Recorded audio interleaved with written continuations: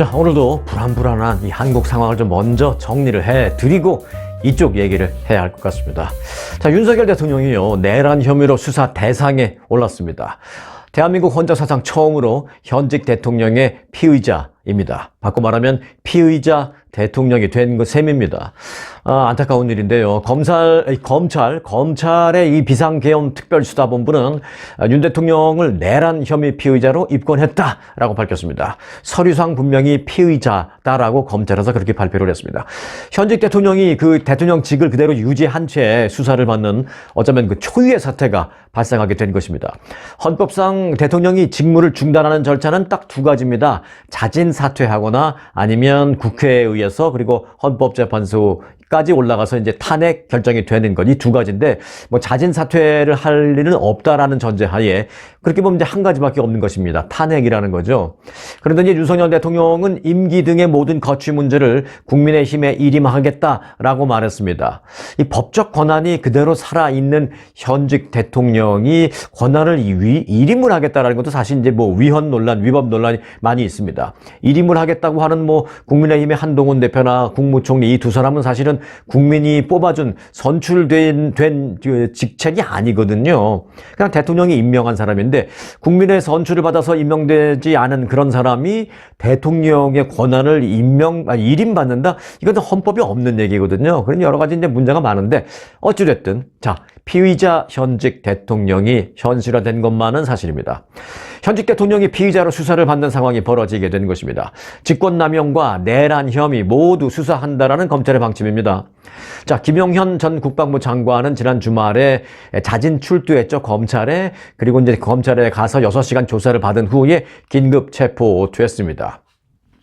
자, 긴급 체포라는 것은 중대한 범죄 혐의가 있다라고 판단했을 때 긴급 체포하는 것입니다. 원래 체포라는 것은 체포 영장을 가지고 가서 해야 되잖아요. 그런데 이제 영장 없이 긴급 체포한 것은 그만큼 조사하다 보니까 그만큼 사안이 중대하다. 이런 판단에 의해서 일단 긴급 체포할 수 있습니다. 자, 그 다음에 이제 48시간 안에 구속영장을 청구해서 정식으로 이제 구속을 해야 되겠죠. 자, 어느 수준까지 윤 대통령에 대해서 수사를 할 수 있을지가 관심인데요. 일단 국가특별수사본부, 특수본은 엄정하게 수사하겠다라는 말을 하긴 했습니다만은, 많은 국민들이 걱정을 하고 있습니다. 과연 엄정하게 될까 하는 좀 의구심을 갖고 있는 거죠. 윤 대통령이 대국민 담화에서 법적 책임을 피하지 않겠다 라고 밝힌 만큼 서면이 됐든 소환이 됐든 어떤 식으로도 조사는 이루어질 것이라는 관측이 일단은 높습니다. 대통령 집무실에 가서 조사하는 방법도 있고 뭐 대통령 집무실이 아닌 관저, 그러니까 사택이죠. 관저에 가서 하는 방법도 있고 아니면은 계속 조사를 거부하면 뭐 강제 수사하는 그런 가능성도 서류상은 이론적으로는 가능합니다. 뭐 체포, 구속 이 역시 불가능한 시나리오는 아닙니다. 자, 헌법에 따라서 대통령은 재임 중 형사상 소출을 받지 않죠. 면책 특권이 있죠, 재임 중. 하지만 지난번에 말씀드렸습니다만 딱 하나 예외가 있습니다. 그게 뭐냐면 내란죄와 외환죄입니다. 근데 뭐 지금은 외환은 아니고 내란인데 이 내란죄는 예외이기 때문에 그 예외인 내란죄에 대한 조사 가능하고요. 현직 대통령이라고 하더라도. 그리고 그 조사 결과에 따라서 구속 역시 가능합니다. 하지만 수사기관이 현직 대통령의 신병을 확보한 그 역사가 대한민국 역사상에는 없습니다. 그래서 과연 이 경우에 어떻게 될지도 이제 관건인데요. 만일 뭐 실제로 뭐 신병을 확보해서 소환해서 또는 뭐 구속해서 조사를 할 경우에 국무총리가 권한을 대행받는 그런 상황이 이어지게 되는데 그 대통령이 조사를 받기 위해서 검찰이나 이런 데 가서 이제 구속되어 있는 그 상황, 그런 구속되어 있는 상황이 헌법에서 준하는 국무총리에게 권한을 넘겨줄 수 있는 그 권위라는 게 있습니다. 그 권위에 해당하는 것인지 이건 역시도 지금 해석이 분분합니다.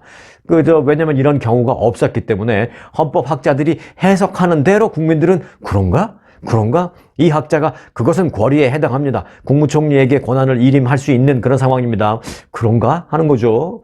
또 어떤 헌법학자는 소수 의견입니다만은 그것은 권위라고 볼 수가 없다. 때문에 현직 대통령이 권력을 그대로 갖고 있을 수밖에 없다. 뭐 이렇게 얘기하면 국민들은 그런가? 지금 그런 상황입니다. 너무나도 곤란한 상황입니다. 왜? 전례가 없기 때문에.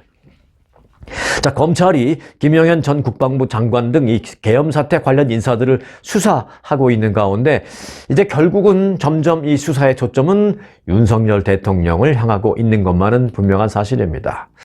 자, 이번 사건에는요, 검찰뿐만이 아니라 경찰 그리고 공수처도 경쟁적으로 뛰어들어서 지금 수사를 하겠다라고 나서고 있습니다. 하지만 국민들은 그 누구도 믿기 어렵다. 그런 뭐 얘기입니다. 검찰은 검찰 나름대로 윤석열 대통령의 라인이 쫙 깔렸고요.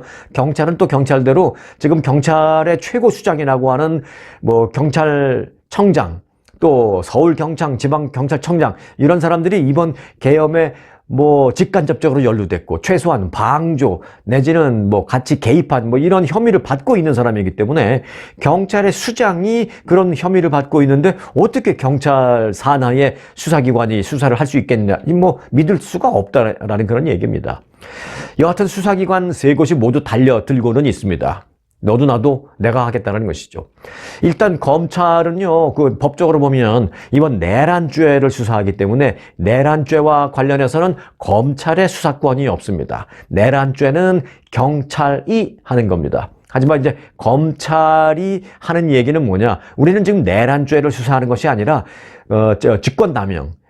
직권남용 수사를 하는 것인데 그 직권남용 수사를 하다 보면 내란죄의 혐의가 나올 수도 있기 때문에 직권남용과 관련된 내란죄는 우리가 할 수 있다. 뭐 이렇게 얘기하고 있습니다. 검찰이 그렇게 얘기하고 있는데 뭐 반박할 논리도 딱히 없습니다. 뭐 반박한다 하더라도 이 사람 말이 맞는지 검찰 말이 맞는지 잘 몰라요. 왜? 지금까지 이런 예가 없었으니까. 자, 일단 검찰은 특별수사본부를 구성했습니다. 그래서 지난 그 주말에 경찰과 같은 사건을 수사하게 됐는데, 경찰은 이제 내란. 그러니까 따지고 보면 같은 사건을 수사하게 되는 거잖아요. 검찰대로, 경찰대로. 그러니까 이제 검찰이 경찰한테 제의를 했어요. 그러지 말고 우리 검경 합동수사본부를 설치해서 합동수사를 하자라고 제안했습니다. 하지만 경찰이 검찰한테 거부를 했습니다. 우리 따로 할 거야. 당신들하고 같이 안 해. 그래서 이제 경찰이 합동수사를 거절했습니다. 경찰 수사단은 수사의 신뢰성과 공정성 등을 종합적으로 고려해 봤을 때 우리는 경찰 단독으로 수사하는 게 맞겠다라고 판단했다. 그래서 검찰의 합동수사 요청을 거절했다라고 밝혔습니다.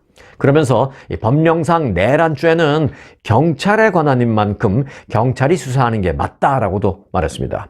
자, 이에 대해서 검찰은 발음을 제가 정확하게 해야 돼요. 자, 이에 대해서 검찰은 직권남용 혐의와 직접 연결된 범죄는 검찰도 수사할 수 있기 때문에 직권남용 수사를 하다가 내란죄가 나오면 그 역시 우리도 수사가 가능하다라는 게 검찰의 입장입니다.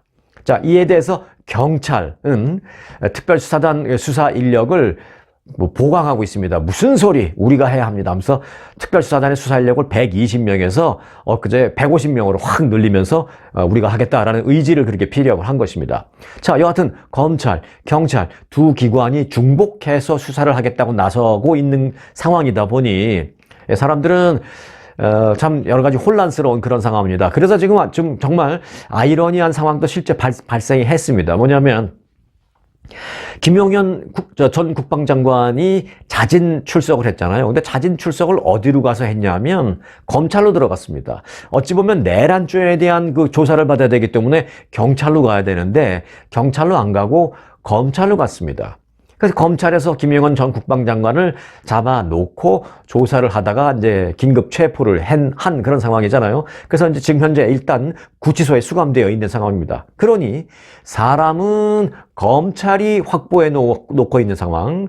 그리고 이제 경찰은 또 그 다음에 무슨 일을 했냐면 김용현 전 국방장관의 집무실에 가서 압수수색을 했습니다. 그러니 사람은 검찰이 체포해 놓고 있고 증거는 경찰이 확보하고 있는 그런 참 특이한 아이러니한 그런 상황이 발생한 것입니다. 이게 현실입니다. 이래서 이제 조율이 필요한데 조율이 쉽게 되지 않을 것 같기도 하고 그래서 여러분 혼란스러운 상황이 여러 기관에서 지금 같이 한꺼번에 발생하고 있습니다. 이 혼란스러운 상황을 정리하기 위해서 조사, 수사 등등이 이루어지는데 그 조사, 수사 과정도 지금 혼란스러운 상황입니다. 국가의 혼란, 총체적인 혼란이 지금 진행되고 있는 상황입니다. 자, 검찰은요, 6시간가량 조사한 후에 김용현 전 국방장관을 긴급 체포 형식으로 해서 일단 수감했습니다. 그래서 직권남용을 조사하다가 내란죄가 나오면 그것도 조사하겠다고 했는데, 내란죄는 최고 사형까지 가능한 중범죄고요. 무기징역이 가장 경한 그 처벌입니다. 그러니까 무기징역 아니면 사형 둘 중에 하나입니다. 군 관계자들과 말을 맞추려고 하는 등 증거인멸의 우려가 높다라는 점을 감안해서 김용현 전 국방장관을 긴급 체포했다고 밝혔습니다. 자, 그리고 긴급 체포는 그럼 어떨 때 하느냐, 제가 앞서 말씀드렸죠. 어떤 중한 범죄. 그럼 중한 범죄 기준이 뭐야? 라고 할 수 있을 텐데, 징역 3년 이상의 범죄가 의심될 때 할 수 있는 겁니다. 그런데 뭐 이 내란죄는 징역 3년 이상이 아니라 최소한 무기징역인데요, 뭐. 그리고 도주, 증거인멸 우려가 있을 때 영장 없이 긴급 체포할 수가 있습니다. 자, 검찰은 김용현 장관의 휴대전화도 압수했습니다. 뭐 압수라기보다는 자진 출석했으니까 자진 출석한 후에 그러면 장관님 휴대전화 이제 제출하셔야 됩니다. 뭐 그렇게 얘기하죠. 휴대전화 내놓으십시오. 뭐 이렇게 안 해요. 자기들끼리 장관님 이렇게 직접 자진 출두해 주시니 감사합니다. 자, 절차상 이해해 주시기 바라겠습니다. 갖고 계신 휴대전화 제출해 주셔야 되겠습니다. 이렇게 말하겠죠. 그걸 밖에 나와서는 우리가 압수했습니다. 또 이렇게 말하겠죠. 그런데 이제 제출이든 압수든 여하튼 검찰이 확보해서 봤더니 그 휴대전화 소위 깡통폰인 것으로 조사됐습니다. 깡통폰. 왜? 보니까 안에 아무것도 없는 거예요. 왜? 자진 출두하기 바로 전날 그 전까지 쓰던, 그러니까 계엄 상황이 막 있고 그럴 때 막 쓰던 그 휴대전화 갖다 버리고 새로운 전화 갖다가 똑같은 전화번호인데 새로운 전화에다가 다 해갖고 번호는 똑같은데 안에 보니까 내용이 아무것도 없는 거예요. 소위 깡통폰이에요. 그래서 검찰 조사에서 이제 어려움을 겪을 것으로 보이고 있습니다. 자, 전직 한나라의 국방장관이었다라는 사람이 자진 출두해서 가서 핸드폰 까보니까 깡통폰을 제출하는 그런 상황입니다. 어떻게든 내가 불리한 건 다 없애버리겠다라는 것이죠. 그리고 이제 텔레그램 계정으로 이제 막 교신하잖아요. 텔레그램 계정으로 빨리 투입해, 빨리 이동해. 왜 잡아들이지 않고 뭐 하는 거야? 싹 다 잡아들여. 예를 들어서 이건 뭐 제가 예를 드는 겁니다. 그런 교신을 했을 수도 있잖아요. 그래서 그런 교신을 했나 들여다보려고 김용현 전 장관의 텔레그램 계정을 봤더니 다 캔슬, 그러니까 탈퇴한 거예요. 그 계엄 시점에 사용했던 그 아이디나 이런 걸 다 없애버리고 탈퇴했다가 자진 출두하기 전날 새롭게 계정을 만들어서 새롭게 들어간 거예요. 그래서 김용현 전 장관님, 저희가 텔레그램 계정 좀 보겠습니다. 네, 그렇게 하시죠. 그래서 자, 양해 하에 텔레그램 계정을 보겠습니다. 딱 봤더니 아무것도 없는 거예요. 왜? 새롭게 개정해서 가입한 지 하루밖에 안 됐으니까. 자, 그런 상황입니다. 그런 상황 지금. 자, 국민의힘 한동훈 대표가 대통령 퇴진 전까지 국무총리와 잘 협의를 해서 국정을 챙기겠다라고 밝혔습니다. 대통령이 언제 퇴진하는데요? 아무도 몰라요.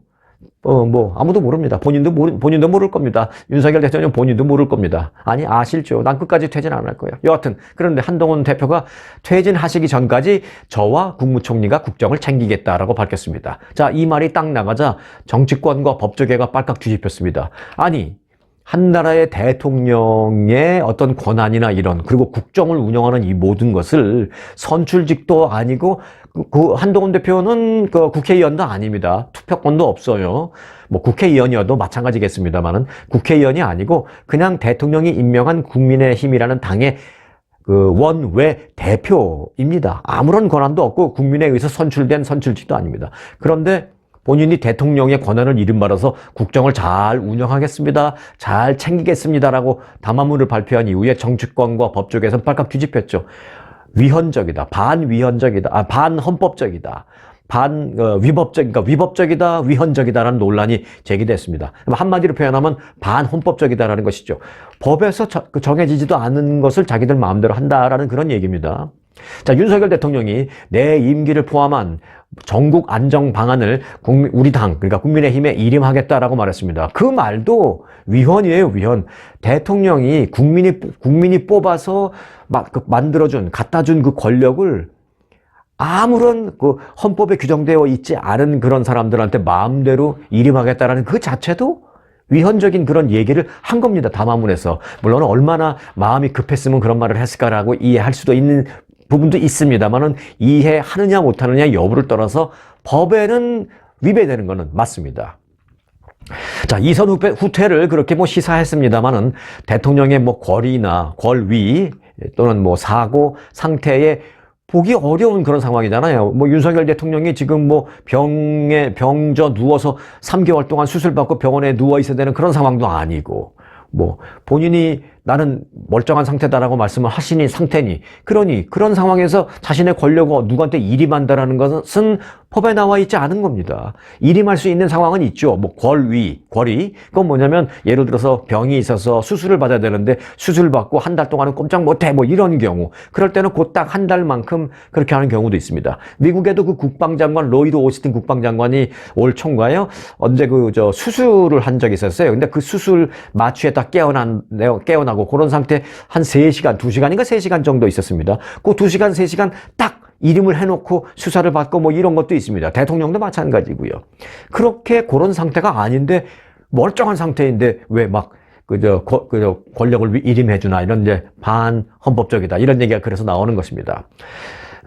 총리나 한 당의 대표가, 여당의 대표가 대통령의 권한을 위임받을 법적인 근거가 없다라는 얘기죠.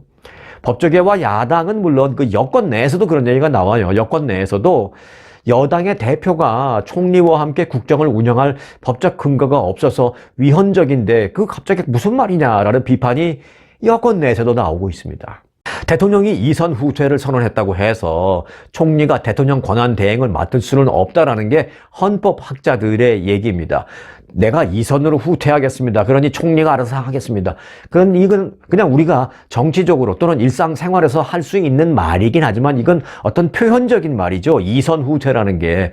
아니, 대통령이 일을 어느 정도 안 해야 이선 후퇴라는 게 법에서 정해져 있는 게 없어요. 그냥 우리들이 그냥 정치적으로 생활이나 또는 그냥 표현이 그런 거지. 법에 없는 말입니다. 이선 후퇴라는 게. 법에 있지도 않은 말을 이선 후퇴라고 하면서 권력을 일임한다는 게 반헌법적이라는 게 지금 참으로 대체적인 학자들, 헌법학자들의 얘기입니다. 그래서 이제 참으로 혼란스러운 상황이 진행되고 있다는 것입니다. 자, 그럼 여기서 미국의 주요 언론들의 보도 내용을 좀 빨리빨리 제목 위주로 살펴보겠습니다. 미국의 주요 언론들은 계엄 사태와 관련된 한국 국회의 그 윤석열 대통령 탄핵 표결이 여당 의원들의 불참으로 무산되면서 한국의 정치적인 혼란이 더 길어질 것이다 라고 전망했습니다. 여당 의원들의 표결 불참으로 대통령 탄핵 표결이 완전히 무산됐고, 그러므로 인해서 이 정치적인 혼란 상황이 오히려 더 길어질 것이다라고 전망했습니다. 정말 다행이다라고 표현한 게 아니라, 자, 워싱턴 포스트 보겠습니다. 한국 대통령이 계엄력 실책 이후에 탄핵을 피했다라는 제목의 기사에서 표결 무산은 추가적인 정치적 혼란과 대통령 사임에 대한 대중의 요구 증대를 급격히 촉발시킬 가능성이 크다. 국민의 분노를 오히려 더 촉발시킬 가능성이 크다라고 보도했습니다.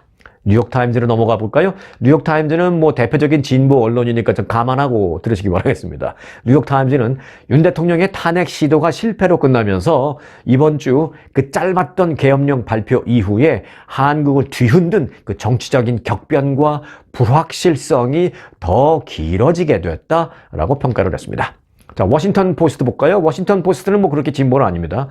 국민의힘 의원들이 대통령을 지원하기 위해서 표결에 불참하기로 그렇게 단결을 했다라면서 워싱턴 포스트는 윤 대통령의 행동들보다, 그러니까 여당 국민의힘 의원들은 윤 대통령의 일련의 어떤 그 행동보다 진보 정권이 복귀하는 것을 더 우려해서 결국은 윤 대통령을 보호하는 선택을 했다라고 그렇게 워싱턴 포스트는 한마디로 그렇게 평가했습니다. 자, 월스트리트 저널 볼까요? 월스트리트 저널은 비교적 보수에 가까운 언론이라고 볼 수가 있죠. 월스트리트 저널은 여당이 투표를 보이콧하면서 한국의 대통령은 탄핵을 피했다 라는 제목의 기사를 보도했습니다. 그러면서 대통령 탄핵 시도가 무산된 것은 한국을 뒤흔든 정치적인 혼란을 앞으로 더 연장시킬 가능성이 크다라고 적었습니다. 자, 뭐 진보든 보수든 미국의 언론들의 제목과 기사 내용을 보면 공통적인 게 있습니다. 공통적인 그 표현이 들어간 게 있어요. 그게 뭐냐면 그 정치적인 혼란이 앞으로 더 연장될 가능성이 크다. 더 길어질, 좀 더 계속될 가능성이 크다라는 게 미국의 언론들의 기사의 공통적인 그런 표현입니다. 자, 표결에 불참한, 그러니까 월스트리트저널의 마지막 말은 이렇습니다. 표결에 불참한 국민의힘에 대한 비판적인 국민들의 비판적인 시각이 더 높아지고 국민들의 시위도 점점 더 악화되고 있는 상황이다. 라고 이제 월스트리트저널은 그 비판적 시각을 가감없이 적었습니다. 월스트리트저널은 국민의힘이 국가보다는 정당을 중시하는 길을 택했다. 이거 아주 굉장히 무서운 말이죠. 국민의힘 국회의원들이 나라보다는 자신들이 속해 있는 정당을, 좀 더 솔직히 말하면 정당을 선택했다지만 결국은 당장의 나의 이익이죠. 내가 속해 있는 이 정당이 멀쩡해야 내가 멀쩡해질 수 있으니까. 그러니까 월스트리트저널은 국민의힘 국회의원들은 국가보다는 자신의 속한 정당을 중요시하는 길을 선택했다. 그런데 그것은 월스트리트저널 표현입니다. 그것은 최악의 결과다. 라고 그렇게 아주 날카롭게 노골적으로 비판을 했습니다. 나름대로 보수라고 하는 월스트리트저널의 보도가 그렇습니다. 자, 이번에는 미국의 한국 전문가의 평가를 좀 보겠습니다.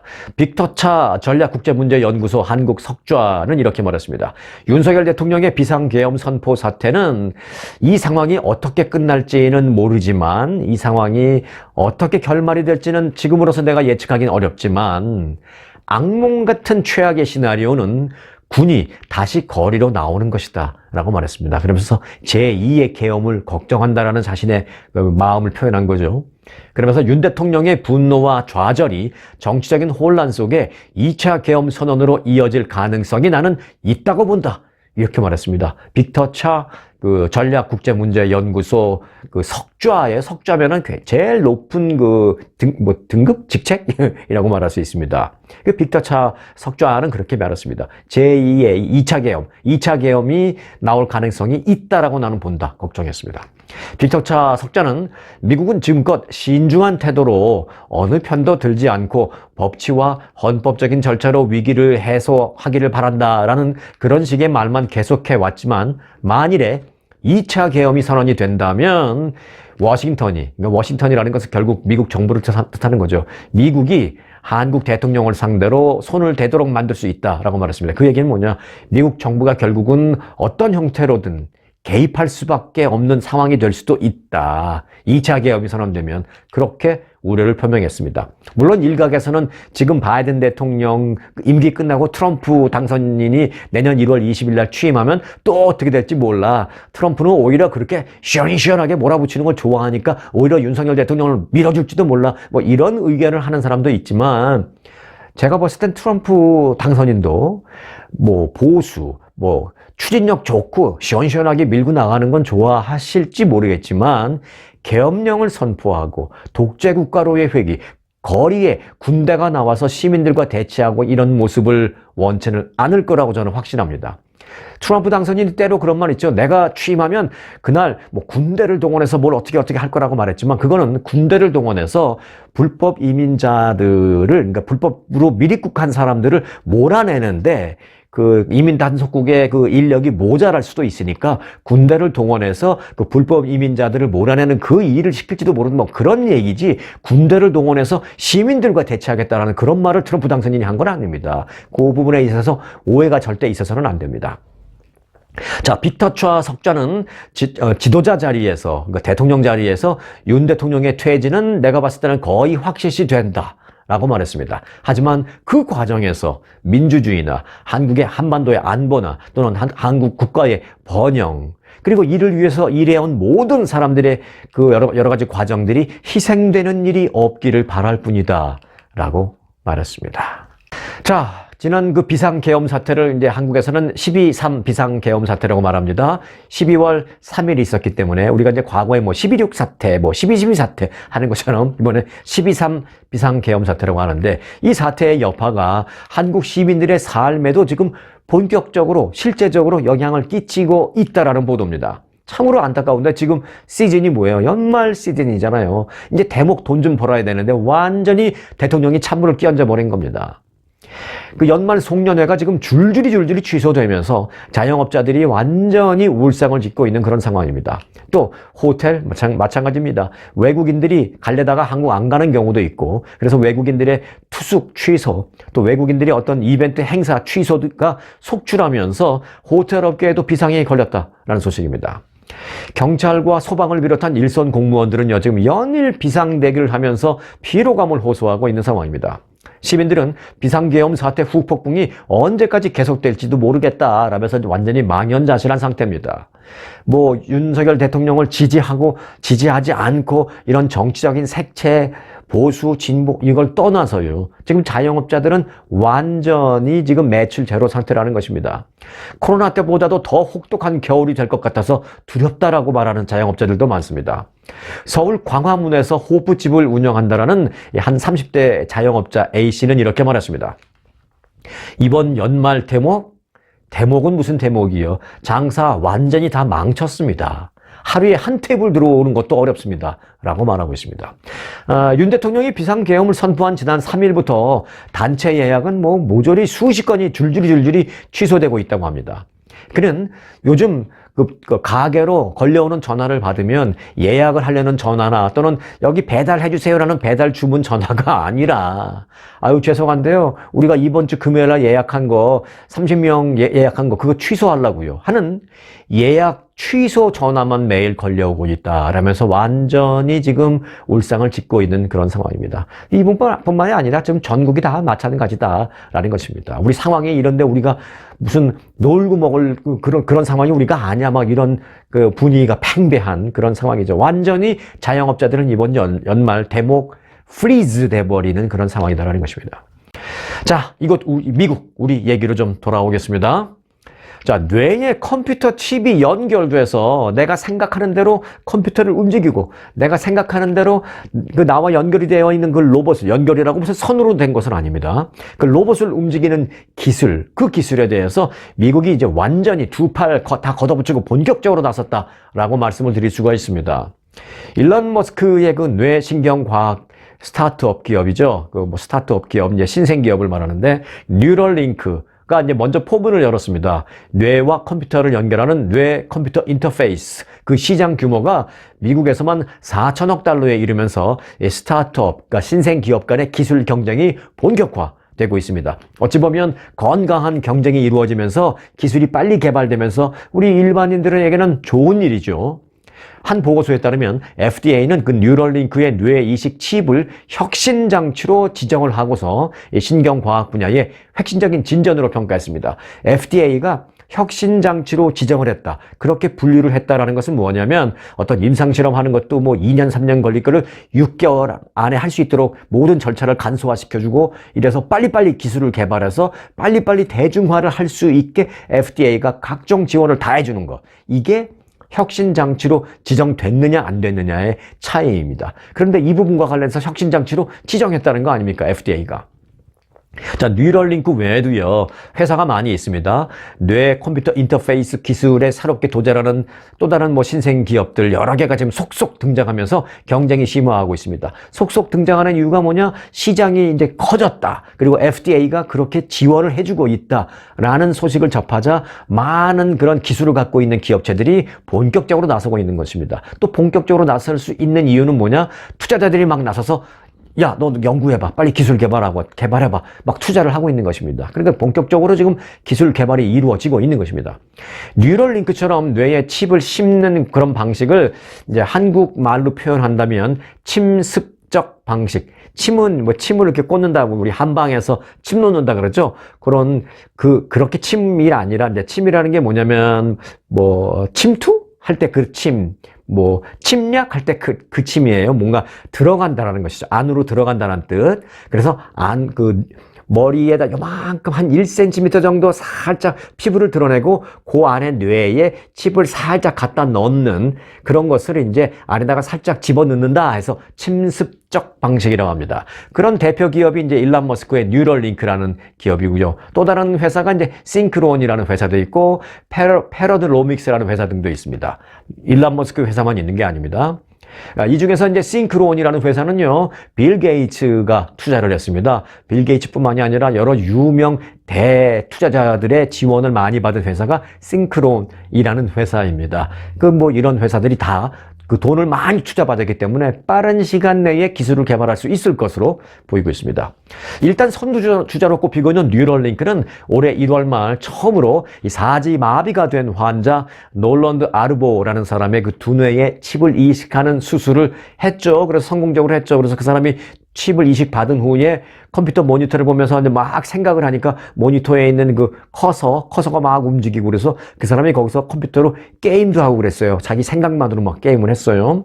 그에 이어서 지난 8월에는 두 번째 환자에 대한 이식 수술도 성공적으로 했습니다. 그리고 지금 현재 그 진행되고 있는 것은 뭐냐면 내가 생각하는 대로 그 로봇을 움직이게 하는 겁니다. 내가 예를 들어서 이제 내 뇌에 들어가 있는 칩과 저 로봇이 연결된 거죠.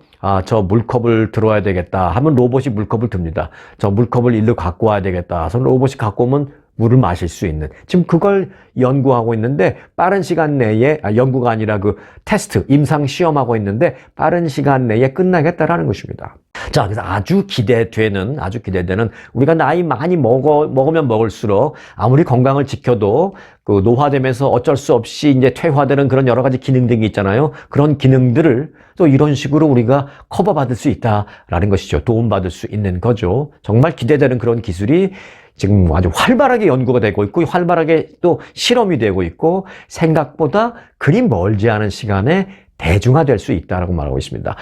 전에는 한 4, 5년 정도 되면 일정 부분 대중화가 될 수 있을 것이다라는 말 나왔는데 제가 봤을 때는 2년 안에 대중화 될 것 같이 그렇게 생각이 되고 또 적지 않은 그런 그 신생기업의 관계자들이나 투자자들이 그렇게 말하고 있습니다. FDA도 또 그렇게 기대하고 있고요. 자, 조금만 기다리시면 되겠습니다.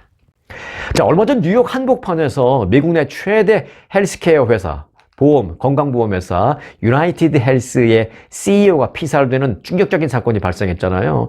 그런데 이제 그 사건 이후에 각 기업체의 최고위 관계자, CEO 이런 사람들이 지금 불안에 떨고 있습니다. 뉴욕 거리 한복판에서 보험사 최고 경영자가 총격살해된 그 여파로 다른 기업인들도 지금 신변 안전을 걱정하고 있다는 것인데 워싱턴 포스트가 이 내용을 상세하게 보도했습니다. 자, 지난 4일 피격당해서 숨진 유나이티드 헬스 그룹의 브라이언 탐슨 CEO 그 사건처럼 이 온라인에서 주요 인사들의 그 동선이 노출되는 그 시대가 지금 되어 있는데 이게 지금 걱정이다라는 것이죠. 그래서 이제 많은 그 사람들이 이제 안 하려고 그러고 있습니다. 그 톰슨 CEO는 그 하루의 일정이 막 그저 다 노출되고 또 뭐 어디 가는 내용이 그 온라인으로 다 노출되고 막 그랬습니다, 실제로. 탐슨 CEO는 당시 그 새벽에 뉴욕 맨하탄 미드타운의 힐튼 호텔 앞에서 검은색 마스크로 얼굴이 가린 남성의 총격을 받고 숨졌습니다. 탐슨은 이날 오전 힐튼 호텔에서 열리는 연례 투자자 행사에 참석하러 가는 길이었던 것으로 전해졌습니다. 그런데 그가 거기 갈 거라는 걸 다 알고 몇 시쯤 그 앞에 올 거라는 걸 다 알고 기다리고 있다가 그렇게 피격한 겁니다. 공격을 한 겁니다. 특히 총격범의 범행 동기가 보험금을 받아야 되는 상황에서 그 유나이티드 헬스케어로부터 보험금 지급 거부, 우리 보험금 이런 상황에서는 요런 이유 때문에 보험금을 지급할 수 없습니다 라고 거부됐을 그런 상황과 연관이 있을 가능성이 제기됐습니다. 게다가 최근에는 온라인에서 기업인의 그 거주지, 항공기 동선 등등이 너무 구체적으로 노출되면서 신변의 위협 수위를 더욱 높인 것으로 분석되고 있습니다. 실제로 탐슨이 사망한 지 그 몇 시간 지난 후에 탐슨 그의 주택에는 또 폭탄 테러를 하겠다는 협박이 접수되기 했었습니다. 정작 당사자는 피살됐는데 그 집에는 또 다른 어떤 그 사람들이 그 테러 협박을 한 거죠. 그러니까 유나이티드 헬스케어에 대한 불만이 팽배한 상황이 한두 케이스가 아니다라는 것이죠. 그래서 이제 위험 수위가 그렇게 높아지자 기업들은 나름대로의 이제 보안 강화처에 나서고 있는 상황입니다. 의료보험회사 에트나를 소유하고 있는 CVS 그리고 이제 유나이티드 헬스 등등은 자신들의 그 웹페이지에서 그동안은 그 최고 경영진의 사진, 양력 이런 걸 아주 자세하게 자랑하듯이 구체적으로 다 이제 올려놨는데 이 사진도 다 뺐어요. 예를 들어서 뭐 우리 회사의 CEO가 데이빗 리차드슨이다. 그러면 데이빗 리차드슨이라는 이름만 딱 걸지 그의 사진도 빼버렸고 어떤 사람이다 이런 것도 다 빼버렸습니다. 그러니까 얼마나 이제 무서우면 그랬겠어요. 또 이번에 피살된 인물은 그 대형 건강보험회사 CEO였잖아요. 유나이티드 헬스그룹. 그런데 이제 사실 이제 기업을 운영하면서 대중에게 불만을 사게 되는 그런 정책을 하는 경우는 뭐 주위에 수도 없이 많지 않겠습니까? 뭐 그 CEO가 정말 악의적으로 어떤 정책을 취해서 그럴 수도 있고 또는 뭐 꼭 악의적인 아니지만 큰 기업의 정책을 운영하다 보면 일각에서는 뭐 혜택을 볼 수도 있지만 또 일각에서는 불이익 내지는 또 피해를 입는 또 불만을 갖게 되는 그런 사례 왜 없겠습니까? 그러니까 그런 일들이 주위에 수도 없이 많기 때문에 이제 각 기업의 CEO들이 바짝 긴장하는 거죠. 불안에 떨고 있는 거죠. 이번 사건으로 그래서 그 기업의 총수들이 불안에 떨고 있습니다. 그러니까 그 기업이라는 게 꼭 헬스케어 기업만 아니라 웬만큼 이름이 알려져 있는 대형 기업의 CEO들이 가만히 생각해 보는 거죠.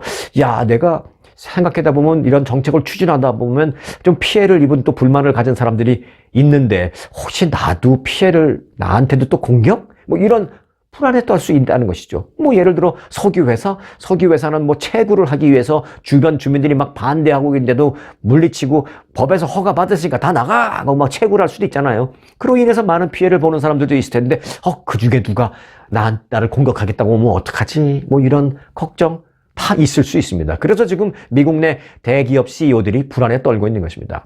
자, 앞으로 이들이 경호 인력도 확충하고요. 자신들의 일정을 이제 공개하지 않는 그런 방식으로 변화하겠다라는 그런 움직임이 있습니다. 참 세상이 여러 가지 면에서 계속 변화하고 있는 그런 상황입니다. 그리고 점점 더 무서워지기도 하고요.